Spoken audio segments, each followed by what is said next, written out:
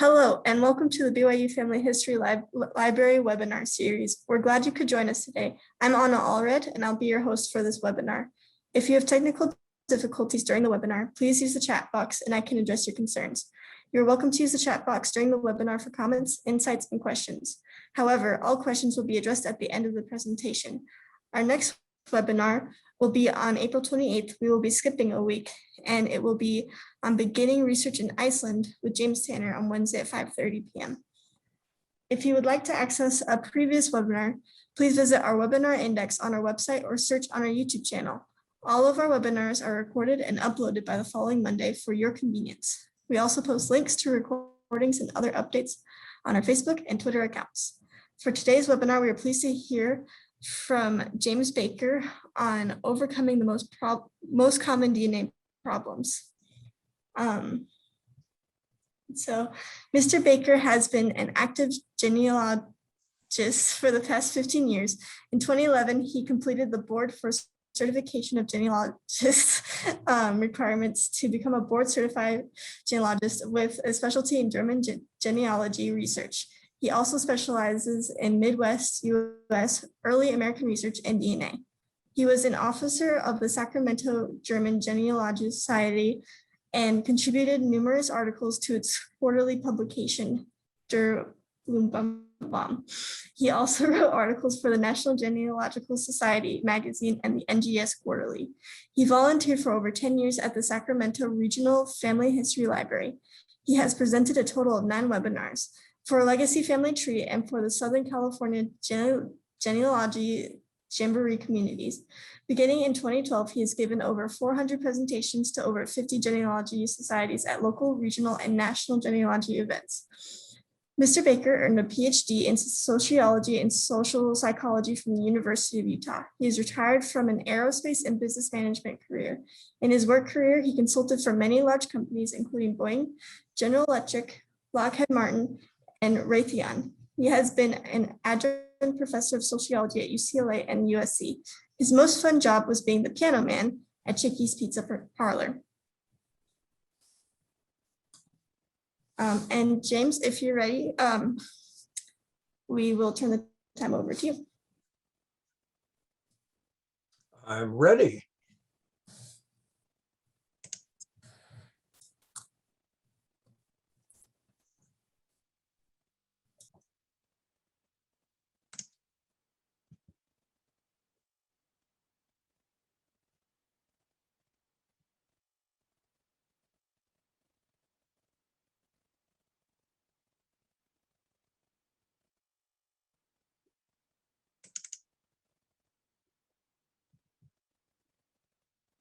We're just taking a minute here to get everything underway. I think we have done it.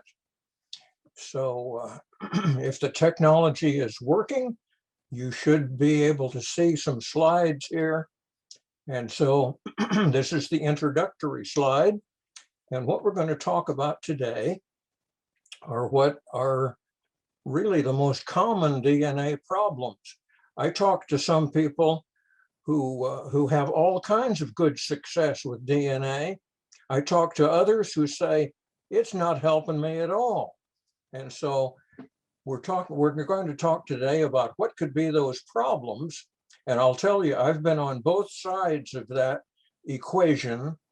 And so I know what it was when I could not get any good success. And I've also seen what happens when I get success. So we have some other questions here, like, is DNA analysis easy? Or maybe sometimes it's more challenging than others.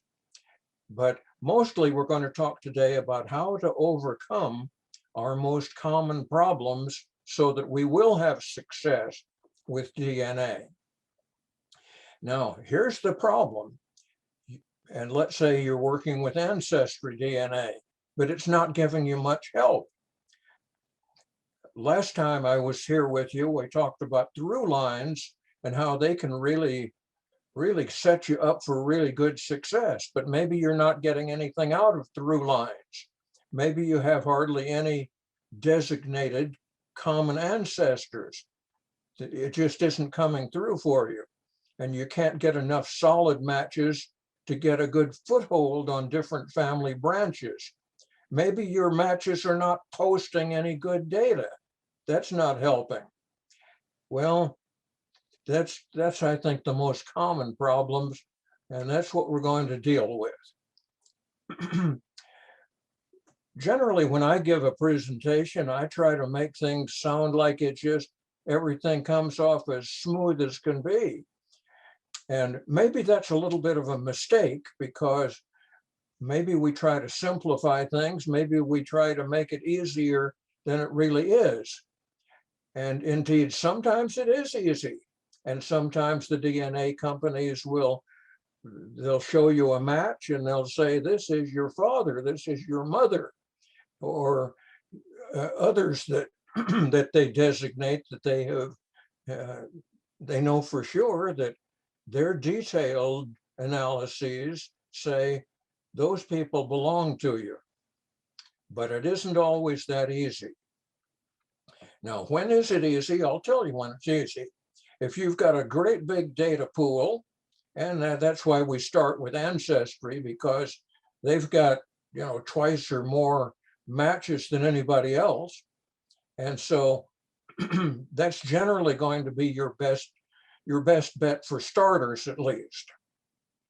It is easy if you have a bunch of good scoring people. They post their trees, they make it easy. Or maybe there's really good through line data for you. Maybe you have a lot of shared matches and they form really good clusters. And so you identify this is your cluster for this particular branch of the family. Maybe you have such a good paper tree that it will also help. Now, if you have all of those things going for you, maybe it is easy. But maybe you don't have all those things. I just want to start off here by saying that with a certain amount of effort, I have had really considerable success. I've noted here in the upper left-hand corner that I extended my family tree in several areas where I had brick walls. I was stuck for years. I could not get beyond a certain person. There simply weren't any records in those hills of West Virginia or Tennessee or wherever it might have been. But with DNA, I could find enough people and enough data that I have been really successful in extending some of those areas. I've noted here on this fan chart several different areas. This is my mother's side of the house, but I've had several good successes. In the upper right, I've made a notation that for one of these families, the DNA data showed that some of my paper trail data was not correct. But with DNA, the numbers, the matches, those comparisons, they are solid. And so if you have the DNA connection, that's the connection you want to believe in. Now, just to show again, here are my top scoring matches. I've kind of built a chart here that shows the scores of all of these top scoring people. And then I've indicated whether or not they have posted a tree. You will see about half of them don't. The next column I'm showing for that particular relationship, like if it's a first cousin or a first cousin once removed or whatever, I know about what you expect. So that's the expectation column. And if you compare that with the scoring column, you'll see they match up pretty closely. My next column is just for my own purposes where I say, I've emailed them, did they email back? And some do, some don't.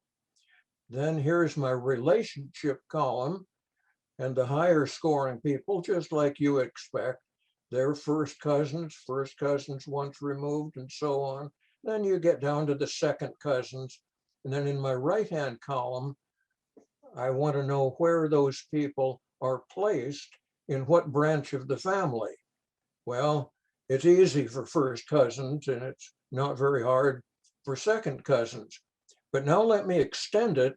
This time I have moved out to about my top 110 people. So now I'm getting more variety. I'm getting some third cousins, maybe even some fourth cousins, and they're now beginning to come from different branches of the family. And that's what you hope for.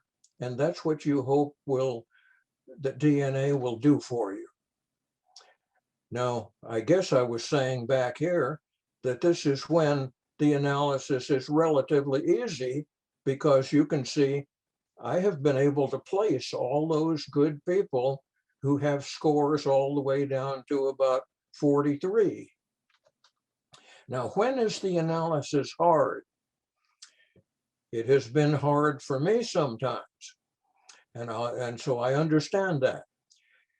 It is hard if you have a small pool of potential matches. Maybe your people are coming from one area and there are not too many that came from that area. And your database, the number of matches, you want to have a good number. Like if you're on Ancestry or MyHeritage or whichever one, you'd like to have at least 5, 10,000 would be better matches. If you have 30, that's really good. I think I have 26 now, 26,000 on Ancestry. Now it's hard, second bullet, if you cannot seem to even get a foothold. You can't find even a single match that fits your family. Ancestry's not giving you any through line data. Maybe your own database, your own paper trail tree that you have figured out, that might be very small. And so maybe you're not getting the help from that. And then finally, and I've marked this with big red letters, if you're adopted, that's going to it raises very special problems. With my mother's side of the house, I was fortunate because these people had been in America for centuries. Some came in the 1600s, the others, they were here by the middle of the 1700s. So now they've had large families, they have had large families and so on. And so I have a sizable pool of these different branches of the family. And so with a modest effort, I got off to a good start with these different subfamilies, and Ancestry helped me with their DNA circles that are now through lines. So this is kind of a relatively easy thing. And a lot of these different subfamily groups, they had a lot of shared matches that formed a pattern. And so I was able to get certain clusters. And I had done enough work with my own family tree that I kind of knew, where I was going with some of these people. My father's side of the house was more troublesome. And this is because their match pool is much smaller because they came to America much later. They came along about the 1850s. And because the DNA tools and tests are marketed mostly in the US, I'm not going to find very many German cousins. The only ones I'm really going to find are the descendants of the people, well, the ones who somehow became Americans. That's my group, or maybe just coincidentally some other ancestors where there were some immigrants there as well. But I'm certainly not going to find nearly as many numbers for my father's people. Now here's my fan chart for my father's side of the house, and I've drawn those 4 arrows for my 4 great grandparents, each one who came as a single person to Illinois along about 1850, and they got married to one another. And so it's their descendants that are my matching pool. And so some of those have larger families than others. Nicholas Baker, my great-grandfather, he and his wife, big family, 10 children. So now we're, what, 5 or 6 or 7 generations in. And so there's a fair number of descendants there. This Carl Paulus, who was on the previous page, he's the upper middle arrow. He and his wife only had 4 children. I say only, well, that's compared to those that had 10 or 12. And the Paulus people had smaller families than the Bakers, so we're dealing with a smaller pool of people there. Next, I'm showing Michael Baker, a brother of Nicholas. He had a large family, but I'm going to have to go back one more generation to get a match there. And then Catherine Kaler's had some siblings who came to America as well. To get started on any of these families, you've got to get a foothold. You've got to identify at least 1 or 2 or 6, however many matches for a particular branch of the family. And then you see who they have shared matches with, and you can begin to establish a pattern and find a cluster of people. Well, I was having a problem with the Baker people because, as I pointed out here, I didn't have that much of a potential large group to start with. Well, if I can find a few, I'll be well off. And have I had success with them? Well, no, it's a few years later, and I can say, yes, I have. I've found over 100 matches who are different kinds of second cousins. They're all those people who have descended from Nicholas Baker, my great-grandfather. And similarly, I've found matches with people who descend from his brother. They're my third cousins. And then for other related people, see, again, I have had a certain amount of success. So you say, well, it must have been easy. And the answer is not especially. I got into this game in the year 2013 with FTDNA. They started me off with a modest, less than modest number, 216 matches, and I couldn't find any of them who had posted data or I recognized their names. Nothing about them said any of them were necessarily Baker family people. A couple of years later, I start off with Ancestry Dna. They're a bigger operation. I start off with 4,000 matches. I'm still not finding any Bakers. Now, I had posted a nice tree, but Ancestry did not help me either. They did not give me any DNA circles, and it took them a while. They have finally given me some through lines, but they've been very slow to help me. Now, here was my initial problem. First of all, I had that small database of matches. See, they only started me with, say, 4,000 people total. And then the number of my potential matches, that was not large either. It's just who were those descendants of my great-grandfather? Well, until you have a sizable database, a good number of matches, you might have a little problem. And if your potential matching pool is small, you might even have to wait. And indeed, that's exactly what I had to do. I had to wait until I had a larger pool of people. Now here I'm just pointing out what I've already told you, that I'm looking, the big long arrow, I'm looking for second cousins who descend like I do from Nicholas Baker and his wife. Or if I'm interested in Nicholas's brother, I have to go back one more generation, the left-hand arrow, and these people will be third cousins, and they'll get lower scores, incidentally, as well. So we'll talk about those two groups, my second cousins, my third cousins. And there's a little problem, a little confusion that could enter into the system, because you see, I'm going to have shared matches. I'm going to match some people who are Nicholas descendants. I will maybe match some others who are Michael Baker people. And some of them might kind of match one another, so it can get kind of tricky. So here is a diagram. And so on the left, I'm showing, here's a big batch of people who are my second cousins. On the right, here are some that I will match who are my third cousins, but there are some people that I will match who, like I do, they will have matches on both sides.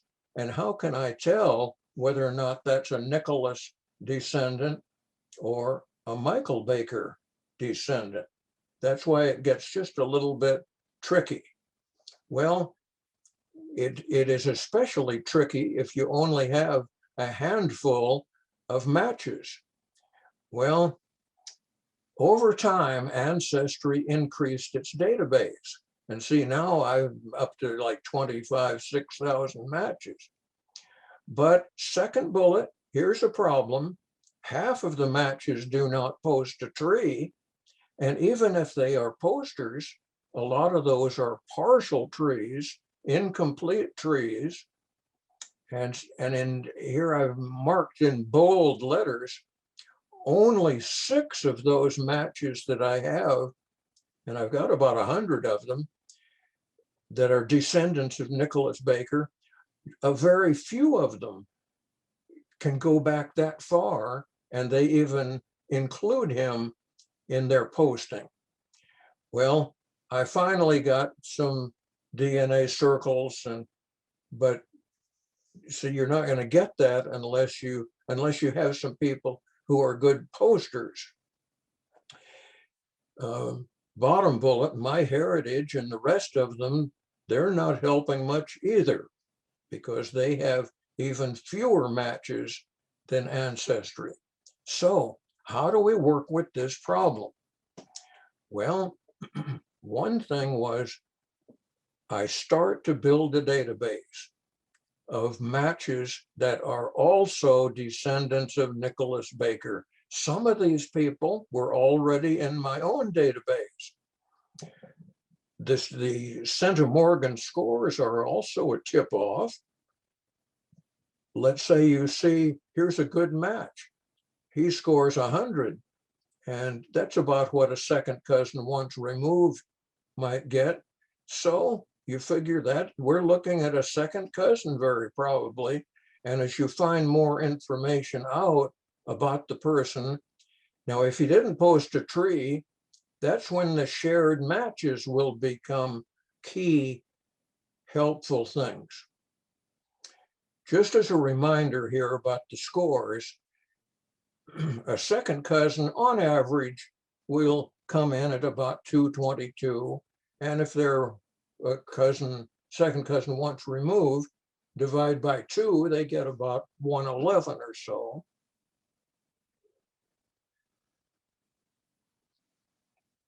And of course, some of those people are younger than I am, and they might be second cousins 2 or 3 times removed. Here is my paper tree showing the 10 children, there should be that many, of Nicholas Baker. Actually, he had 12, but 2 of them died fairly young. My group is on the right, the Joseph Baker group. But I've done enough paper trail work that I have the names of some of the descendants of those 10 children. And if you can build your paper trail, that's going to help you to identify people, because you'll say, oh, I know that name, that person is on there. And so that's the value of a good paper trail tree. And so So I had developed at least what I'll call a good mid-sized family tree, and it showed a number of descendants from each of those different children. So third bullet here, if a match posts just a partial tree, I might be able to connect up. And I have an example of that. So here's a person. This is a nice woman. She's a match for me, scores 95. So she's about a second cousin once removed. So there she is. And she has a tree, the arrow on the right, that says there's 13 people in my tree. And there they are. Well, now the trick is, do I recognize any of those people? Well, maybe not especially. And so I look at her shared matches, and her shared matches, here's the list, and I recognize the names of several of those who are Nicholas Baker descendants. In fact, there's enough of them that makes me sort of confident that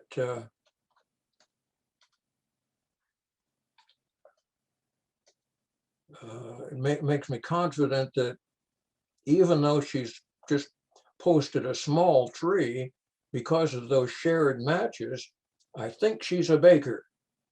And so I'm going to look now at who she has in her tree, and I'm going to look and see who I might have in my tree.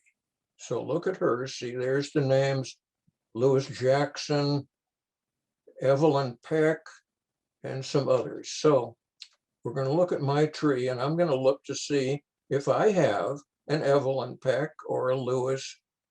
And hey, look, I've got a Peck, a couple of Pecks in my tree. And so now, and you see, going up from there, here is one of the Pecks and his mother. And then these other people move over to the right, and you'll see they connect up with Nicholas Baker, my ancestor. So sometimes, so that was easy, but sometimes it takes a little more work. Sometimes you might not find the right name on your own family tree, but maybe it's posted somewhere else. Maybe it's on a public family tree. Maybe it's on Facebook. Maybe it's somewhere else. Maybe you can find an online obituary. Well, we have a lot of people. I know this is sometimes an annoyance to us when you look at their tree and there's like 2 people in the tree, 4 people, and you say, what good is that going to do me? So let's look at one. Here is a person, it's a woman, she just gives her last name. The right-hand arrow says 2 people in the tree. What good can a 2-person tree do? And by the way, her surname is not in my database. Well, as I look at her shared matches, I see a lot of Nicholas Baker people. I see some Michael Baker people. She's in that bag somewhere. And I want to really pin down, if I can, what about this relationship? So here is her tree. There's herself on the left and her father, Robert Wellington Fairbanks. So now I've clicked on his name on her tree, and it says he's an Illinois guy. Now that's encouraging because my people were all Illinois people. And so now I've got some good data to work with. So I'm going to look at the public trees. So I go to the public trees. I'm on Ancestry now.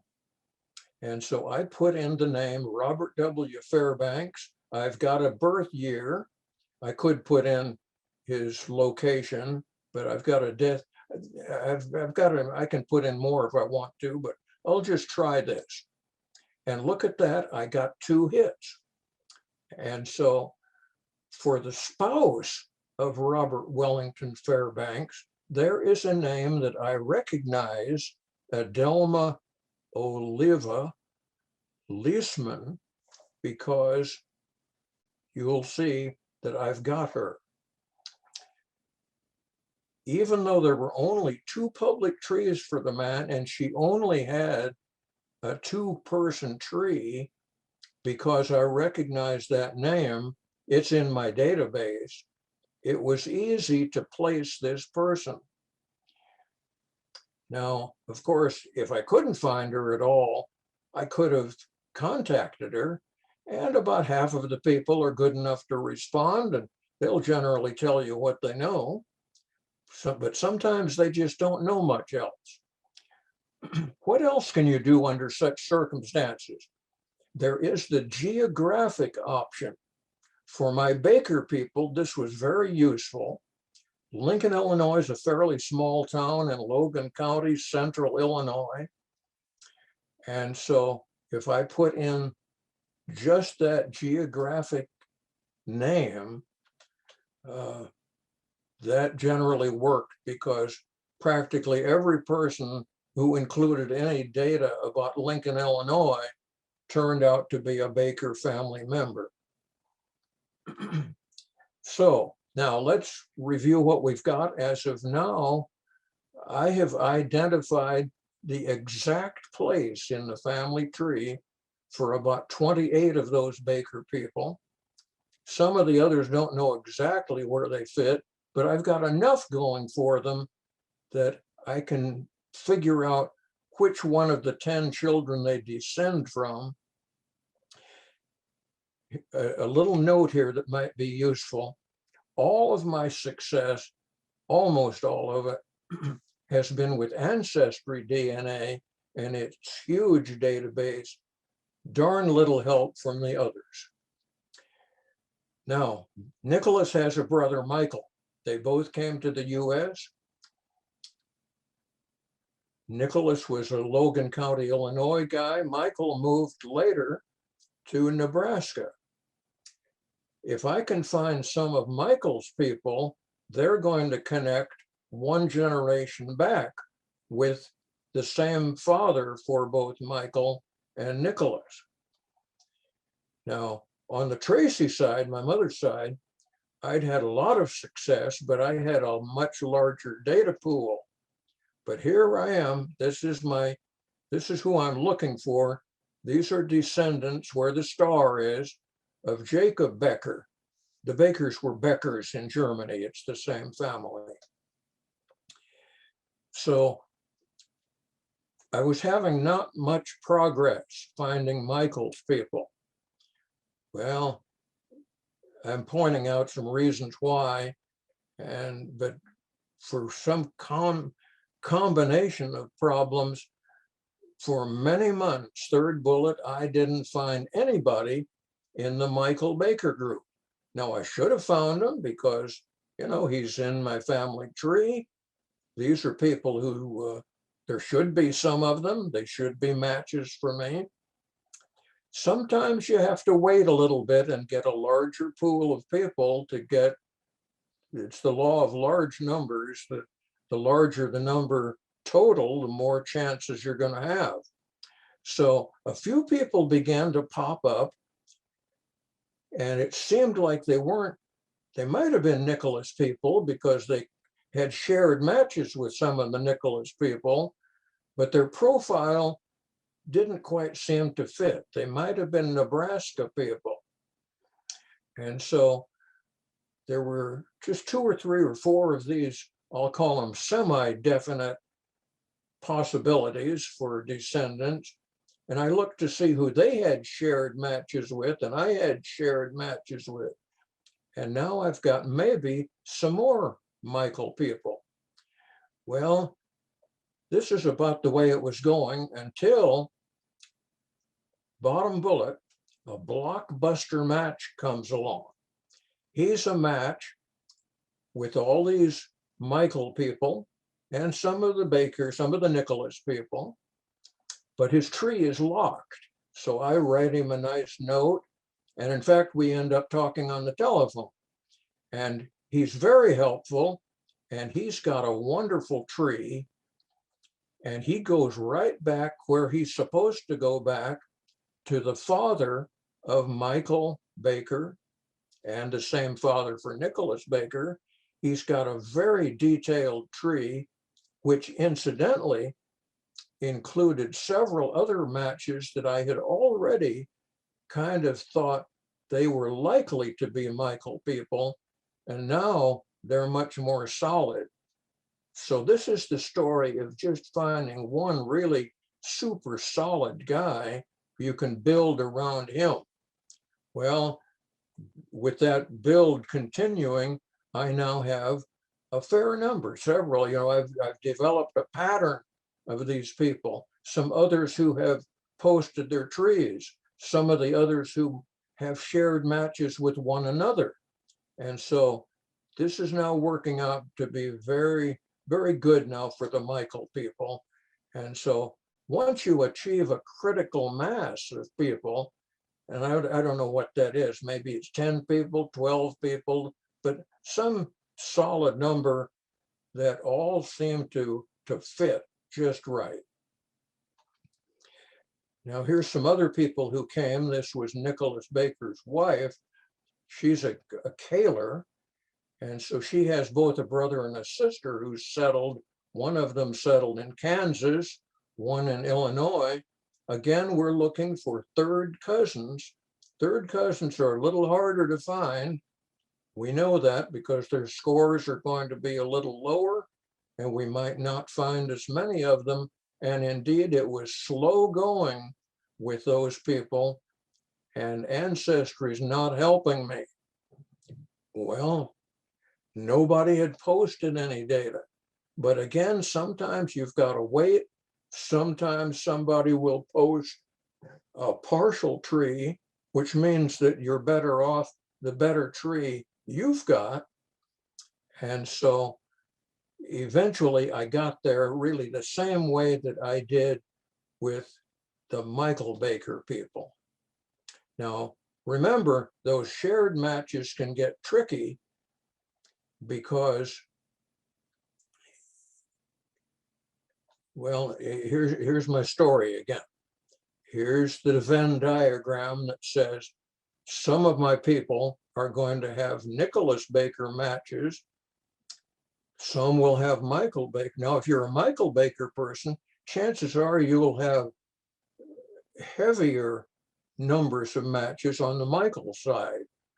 But because I've got so many more Nicholas people, it's still going to be tricky.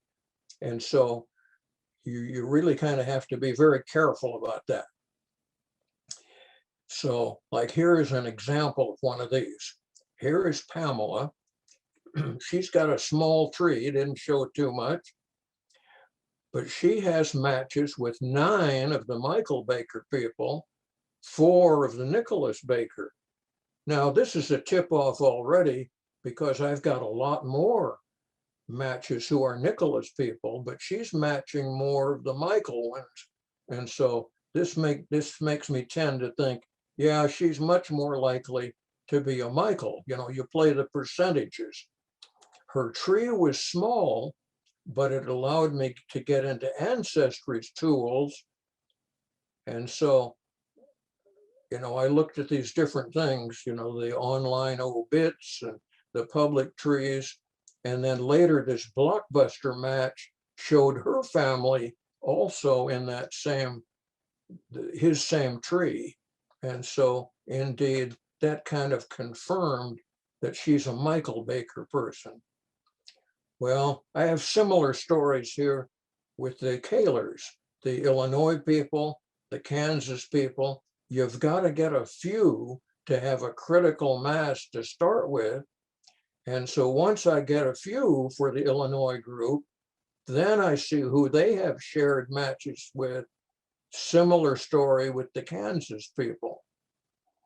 Now here is kind of a nice sequence that I've developed where I say a new match comes along.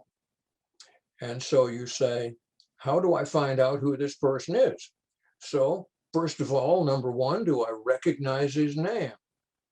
Well, I might, if he's a Baker or a Tracy or even a Kaler or one of my known people, but maybe I don't know his name. So then, does he have a posted tree? And with the people in that tree, does that help?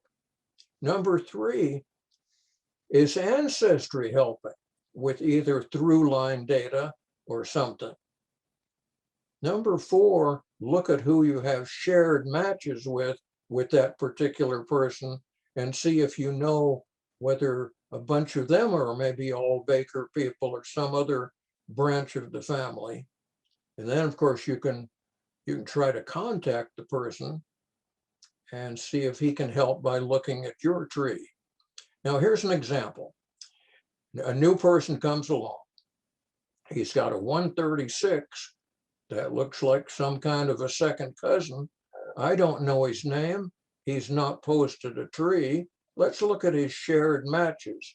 So I click on, well, this is the guy, Dabbert. And so the arrow over on the right says he's got no trees, but I'll click on him and I click on shared matches and I get 5 or 6 on the left. And then my arrow says, yeah, there's some more. And it turns out I recognize several of these. These are Nicholas Baker people. It turns out he's got 30 shared matches and 27 of them are known to be Nicholas Baker people. There's no question about it. And he's got a couple of those other Kaler people. He looks like he's solid. I look at my family, my paper trail, and he's there. It turns out I have a person with that name. I just didn't recognize the name. And he turns out to be just what he should have been, a second cousin once removed. I send him an email. He responds and confirms who he was, and it all works out nicely. Now, we've talked about a bunch of stuff here, so let's kind of recap for a moment. Here's some summary data, different family branches, Nicholas Baker and his wife. Ancestry is the big helper here. I found like 100 matches there. And similarly for the others, I found a number of good matches on Ancestry. What tools did I use? Well, it's the ones we've talked about, the shared matches, the posted trees. We didn't do much except I told you about geographic option. The 3 right-hand columns, FTDNA, notice they're not helping very much. FTDNA, my heritage a little bit, and then 23andMe, it turns out they've got a lot of Nicholas Baker people. So that was good. Now remember the easier group, my mother's people, the Tracys, big matching pool. I've got a big start with DNA circles. And so I say, that's got to be easy, right? Well, not entirely, but after a while, look and see, I'm getting there. I'm getting enough, plenty of Ella Fritzes and signs, Pettis, Bruce, all the rest of them. And so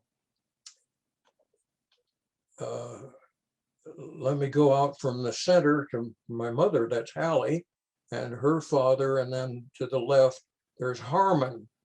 Harmon is my great-grandfather. I have 28 matches that all descend from Harmon. Now, he's an interesting guy. He had 3 wives, 12 children. They all had big families. And so a lot of potential second cousins. And so those good second cousins are getting good scores. And I've identified a fair number. Was it easy? Well, it was easier than it was with the Bakers, but still, top bullet, out of those people, only 8 of them posted a tree that had Harmon's name in it. Young people today, we're not going to find many that really help us with big, long, fat paper trail trees. And so second bullet, to identify those other people, I either needed to find them in my own tree or figure out some way to connect with them or email them or something, but it was not automatic. Now, even if you can figure out that, yes, they belong somewhere, if they don't post a tree, even though they have good numbers of shared matches and things like that, it is still kind of difficult sometimes to place them precisely.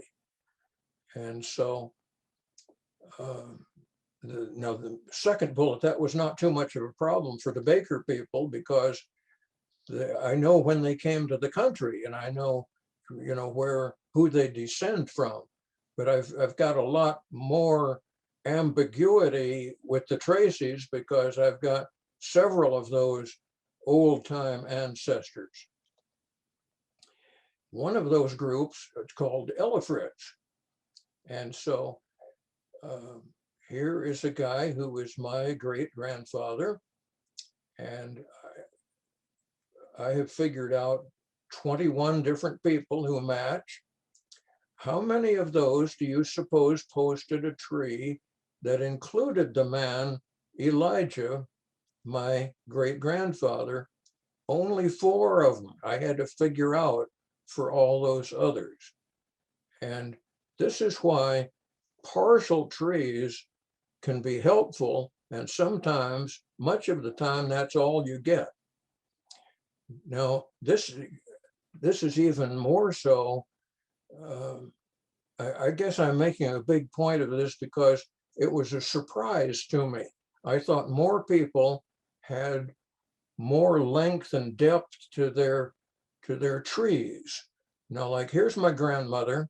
So if I have people who also descend, it might be the other person that might be a great-grandmother for them, but these are different kinds of first cousins, maybe a first cousin once removed.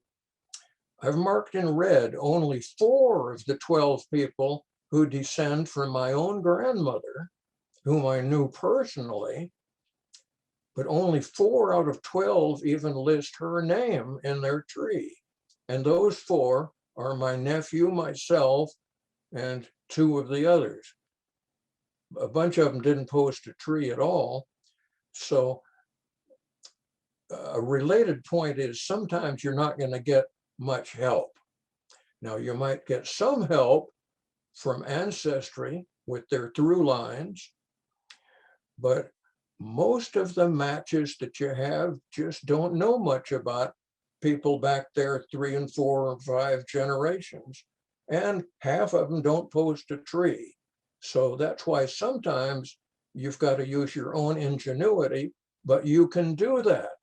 And your own tools, your best tools, will be the use of shared matches and your own good tree, which you might want to fatten up a little bit. So it's easy to say, be patient. I know that's, I never like to hear that. I think patience is an overrated virtue, but nevertheless, in time, I was able to accumulate a much larger bunch of matches. It took some time, but as I told you, I have had success with these different groups. Now, last message of the day. What if you are adopted? If that's the case, a lot of my previous research advice does not apply because you've got no tree to start with. You don't have any through line data. Ancestry DNA cannot help you, but some of the advice does apply. You can still look at your shared matches and you can create some clusters of your best matches so that you figure out you've got different family groups there. And if you can sort of figure out who are some of the major families that are connected with the different ones. And then you need to pay attention to the scores. Sometimes fortune smiles on you. And in fact, I know an adopted man, and he got this message. And so, like this says that this person is your mother, this your father, or whatever. Now, remember what the scores are. They max out about 3,500. See what a sibling gets. And then there's a nephew, half brothers, a first cousin, and then it begins to drop on down. One of my good matches scores 653. I did not know her name. Who could this be? We had over 200 shared matches. They're all solid. They're all on my mother's side. So she's like probably a first cousin once removed. I contacted her and she said, I'm adopted. I'd like to find out who some of my people are. And I said, well, let me help you. And so we worked on it. Now, here's the story. These are my grandparents. William Augusta Trace is my grandfather, and Mattie is his wife. They've got 10 children, 9 of whom became adults. And so it's going to be one of these families where this new relative will be. Here's what she knows. She says, I was born in Central Illinois, 1962. And so I know that she is, her score compares favorably with other first cousins, once removed. So she's going to be a daughter of one of my first cousins, of which I have maybe 20 of them. And so who is this cousin who was in that area? And so I'm going to look. I told my new cousin to look at my tree, because that's the data where she's going to see. I know who her grandparents are, but now we're going to go backtrack from there. And so I said, now I want you to tell me the exact scores you get for each of there were about a dozen of my pertinent matching relatives. And she gets some of them that are really high, 325, 27. Those are really good scores. And then bottom bullet, she comes in with one that is 915. This is at least a solid first cousin. Well, this solid first cousin score, I know who she made the score with. I know which one of the 10 children those people belong to. And I also know that family lived in Central Illinois in 1962.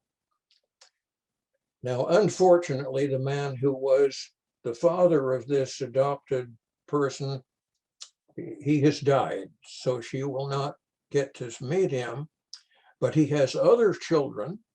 If the adopted person wants to, she can contact her new people, and indeed she did that. And so she found her family. Now, it was not too hard for me to solve this mystery, but if you're an adopted person, it is more difficult because she doesn't have a nice tree to start with. She doesn't have the names of these different families, but she can still look at the scores and build clusters and have shared matches, and she can initiate some contacts, email with some of those good people.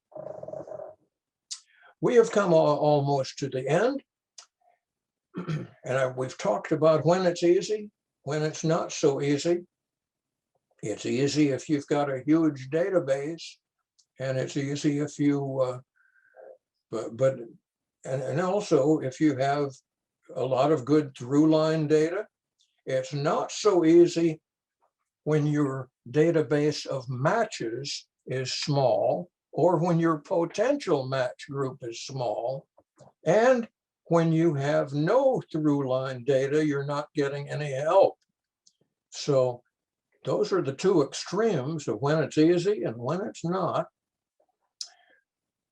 Number three, for your difficult problems, you can try that surname option and find who all might share that name. You can try the geographic option and look for the posted family tree data. If you have your own family tree built pretty well, you're much more likely to connect with the partial tree people. And so I ought to put a big star there by number 4, because I think that would be, I think I could find people a lot more easily if my own tree were a little fatter, both mostly coming down. I'm pretty good going up, but coming down, if you remember my banyan tree analogy. Relatively few people are going to post complete detailed trees, so prepare to work with those partial trees. And to connect with the partial trees, you might have to exert yourself, do a little extra research, but you can find some of those people. Once you define just a few matches, you can begin to build a cluster, and then it gets easier as you're able to identify a solid group for a particular subfamily group.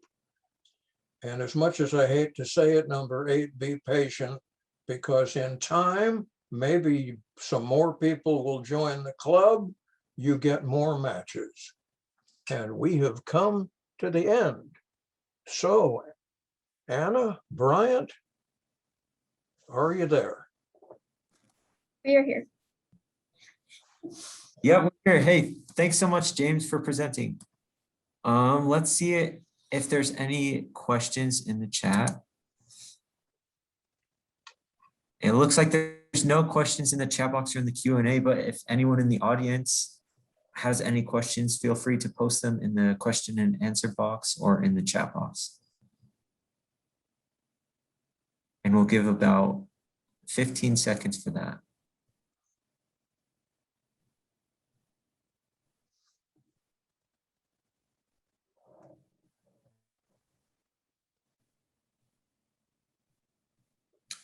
It looks like Peter Thorne is asking if you could show the spreadsheet again, James. Which one is it, Bryant? He said, please show the spreadsheet. Oh, the first one. All the way back to the beginning? I guess so.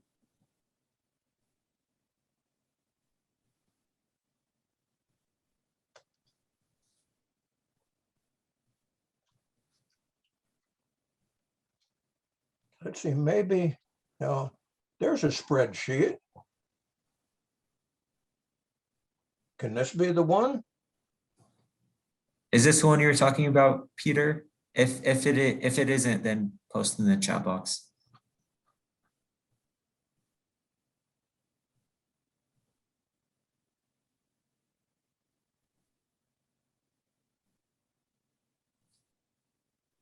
Awesome. Looks like this is the one.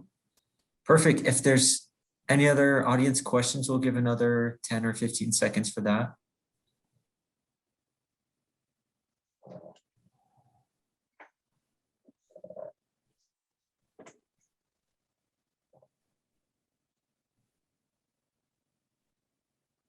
Well, great. If that is all the questions from the audience, thanks so much, James, for presenting. We really appreciate it. You're very welcome. Thanks to everyone who was here. Of course. And I'm just going to share my screen really quick. Be sure to join us next week.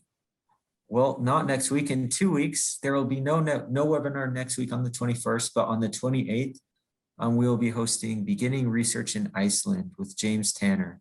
And that'll be at the same time, Wednesday, 5:30 p.m. So be sure to join us for that. Thanks so much for joining us today, and we hope you have a great day.